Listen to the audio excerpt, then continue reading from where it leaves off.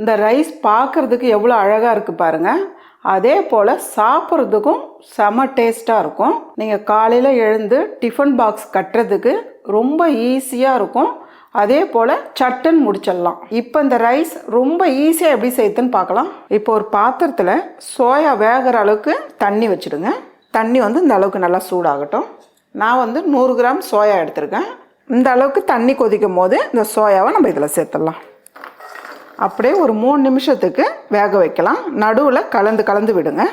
நான் ஒரு 3 நிமிஷத்துக்கு வேக வச்சுருக்கேன். நல்லா பஞ்சு போல் வெந்திருக்கு பாருங்கள். இதை போல் தான் இருக்கணும். இப்போ இதில் இருக்க தண்ணியை வடிகட்டி எடுத்து வச்சுக்கலாம். இதை போல் வடிகட்டிட்டு இது கூடவே பச்சை தண்ணி ஊற்றி நல்லா கழுவி எடுத்துருங்க. கொஞ்ச நேரம் ஆறுனதுக்கு அப்புறம் இது ஒரு பீஸாக எடுத்து நல்லா பிழிஞ்சு எடுத்துக்குங்க. உள்ளே தண்ணி நிறைய இருக்கும். இதை போல் பிழிஞ்சு எடுத்துக்கணும். இப்போ ஒரு மிக்ஸி ஜார் வச்சுக்கலாம். 2 டீஸ்பூன் அளவுக்கு மிளகு சேர்த்துடலாம். கூடவே 1/2 டீஸ்பூன் அளவுக்கு சோம்பு சேர்த்துடலாம். சின்னதாக ஒரு 4 துண்டு இஞ்சி, கூடவே ஒரு 7 பல்லு பூண்டு. இதெல்லாம் சேர்த்துட்டு தண்ணி விடாமல் அப்படியே அரைச்சி எடுத்துக்குங்க. இந்த அளவுக்கு கொரகொரப்பாக அரைச்சி எடுத்துக்குங்க. இப்போ ஒரு கடாய் வச்சுக்கலாமா. கடாய் சூடானதும் ஒரு 3 டேபிள் ஸ்பூன் அளவுக்கு எண்ணெய் சேர்த்துடலாம். எண்ணெய் சூடானதும் 1/2 டீஸ்பூன் கடுகு சேர்த்துடலாம்.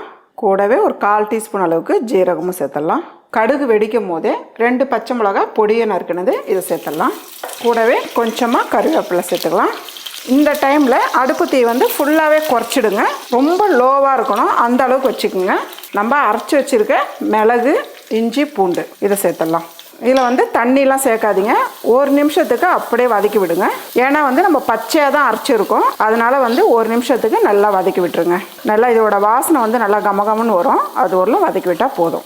இப்போ அது கூடவே 1 டீஸ்பூன் அளவுக்கு மிளகாய் தூள் சேர்த்துக்கலாம். உங்களுக்கு காரம் எப்படி தேவைப்படுதோ நீங்கள் அதுக்கேற்ற மாதிரி சேர்த்துக்கலாம். 1 டீஸ்பூன் அளவுக்கு மல்லித்தூளும் சேர்த்துக்கலாம். கூடவே ஒரு 3/4 டீஸ்பூன் அளவுக்கு கரம் மசாலா சேர்த்துக்கலாம். 1 டீஸ்பூன் அளவுக்கு காஷ்மீர் மிளகாய் தூள் சேர்த்துக்கிறேன். இது வெறும் கலருக்காக தான். நீங்கள் தேவைப்பட்டால் சேர்த்துக்கலாம், இல்லைனா விட்டுடலாம். காரம் ரொம்ப கம்மியாக இருக்கும். கூடவே தேவையான அளவு உப்பும் சேர்த்துடலாம். உப்பு காரம் உங்களுக்கு எப்படி தேவைப்படுதோ அதுக்கேற்ற மாதிரி நீங்கள் சேர்த்துருங்க.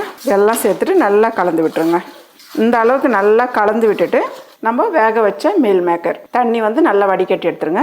இப்போ சேர்த்துடலாம். சோயா சேர்த்துட்டு நல்லா கலந்து விடுங்கம்மா. இந்த அளவுக்கு நல்லா கலந்துட்டு இது கூடவே கொஞ்சமாக இந்த அளவுக்கு தண்ணி தெளித்து விடுங்க.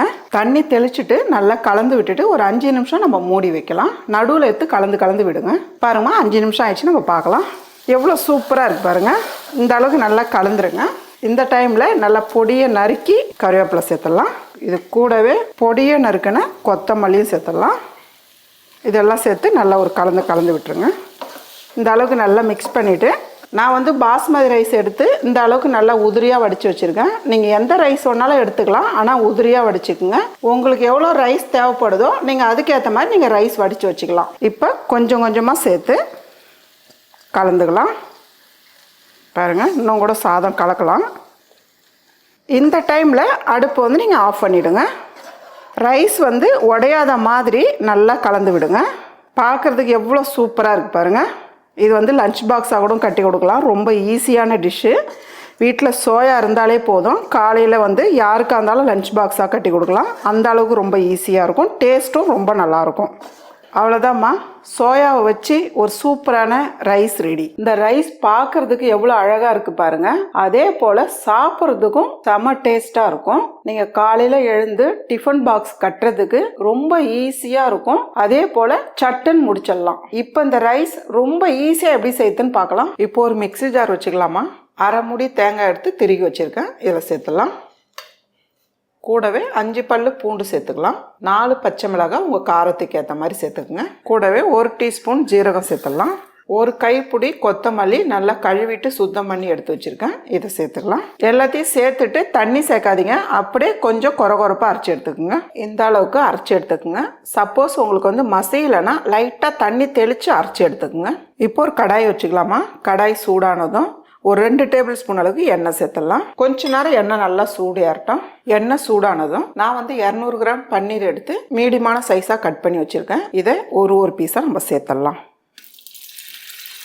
நீங்கள் எந்த கடாயில் ரைஸ் செய்ய போகிறீங்களோ அதே கடாயில் பன்னீரும் பொரிச்சு எடுத்துக்கோங்க.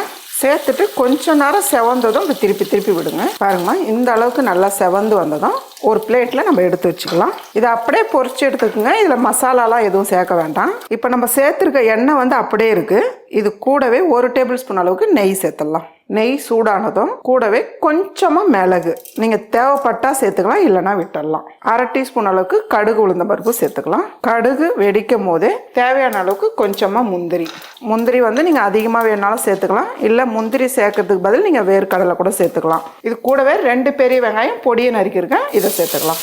வெங்காயம் சேர்த்து நல்லா வதக்கிடுங்கம்மா. ஃபஸ்ட்டு வெங்காயம் சேர்த்து கொஞ்சம் நேரம் வதங்கும் போதே கூடவே 1 கப் அளவுக்கு பீன்ஸு பொடியை நறுக்கியிருக்கேன், இது சேர்த்துக்கலாம்.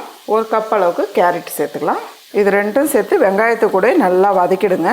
ஏன்னா வந்து நம்ம தண்ணி சேர்க்க போகிறதில்ல, இதிலே தான் வந்து பீன்ஸ் கேரட்டு ஒரு 3/4 பாகத்துக்கு வெந்து வரணும். 2 பச்சை மிளகா கீறி வச்சுருக்கேன், இதையும் சேர்த்துக்கலாம்.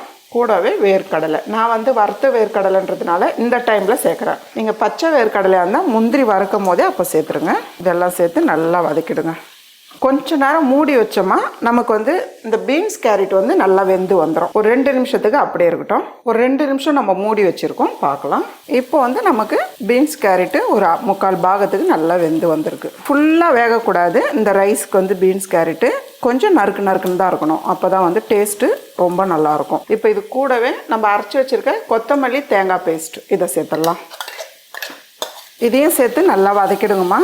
கொத்தமல்லியோட பச்சை வாசனை போகிற அளவுக்கு வதக்கிடுங்க. கூடவே கொஞ்சமாக உப்பு சேர்த்துக்குங்க. அதுக்கப்புறம் ரைஸ் சேர்த்ததுக்கப்புறம் உப்பு சேர்த்துக்குங்க. ஃபுல் உப்பு இதிலே சேர்த்துட்டோமா மசாலாவில் உப்பு நிறைய இறங்கிடும். உப்பு சேர்த்து நல்லா மிக்ஸ் பண்ணி விடுங்க.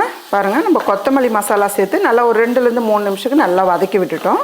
இப்போ நம்ம ரைஸ் சேர்த்துக்கலாம். நான் வந்து தேவையான அளவுக்கு பாஸ்மதி ரைஸ் எடுத்து உதிரியாக வடித்து வச்சுருக்கேன். இதிலே கொஞ்சம் உப்பு சேர்த்து நல்லா வடித்து வச்சுடுங்க. ஆனால் ரைஸ் மட்டும் எந்த ரைஸாக இருந்தாலும் குழையாமல் வடிச்சுக்குங்க. இப்போ ரைஸ் சேர்த்துக்கலாம். ரைஸ் சேர்த்து நல்லா கலந்து விட்டுருங்க. மசாலாவும் ரைஸும் நல்லா ஒன்றோட ஒன்று நல்லா கெட்டியாக பிடிச்சிக்கணும், அந்த அளவுக்கு கலந்து விடுங்க. உங்களுக்கு வந்து கிரேவி கொஞ்சம் அதிகமாக இருந்ததுன்னா ரைஸ் இன்னும் கூட கொஞ்சம் சேர்த்துக்கலாம். இந்த அளவுக்கு கலந்துட்டு இருக்கும் போதே கொஞ்சமாக இந்த டைமில் உப்பு சேர்த்துக்குங்க. ரைஸில் உப்பு போட்டு வடிக்கும் போது பார்த்து போட்டுக்குங்க. இப்போ கொஞ்சமாக சேர்த்துக்குங்க. பாருங்கள், இந்த அளவுக்கு நல்லா கலந்து விட்டுருங்க. கூடவே நம்ம பொரிச்சு வச்சுருக்க பன்னீரும் சேர்த்துடலாம். பன்னீர் உங்களுக்கு தேவைப்பட்டால் சேர்த்துக்குங்க, இல்லைனா நம்ம அப்படியே கூட சாப்பிட்லாம். பன்னீர் சேர்த்துட்டு இப்படி ஒரு பெரட்டி விட்டுருங்க. அவ்வளோதாம்மா. நல்ல ஒரு ஈஸியான டிஃப்ரெண்ட்டான டேஸ்ட்டில் குழந்தைங்களுக்கெல்லாம் லஞ்ச் பாக்ஸ் கட்டுற மாதிரி சூப்பரான ரைஸ் ரெடி.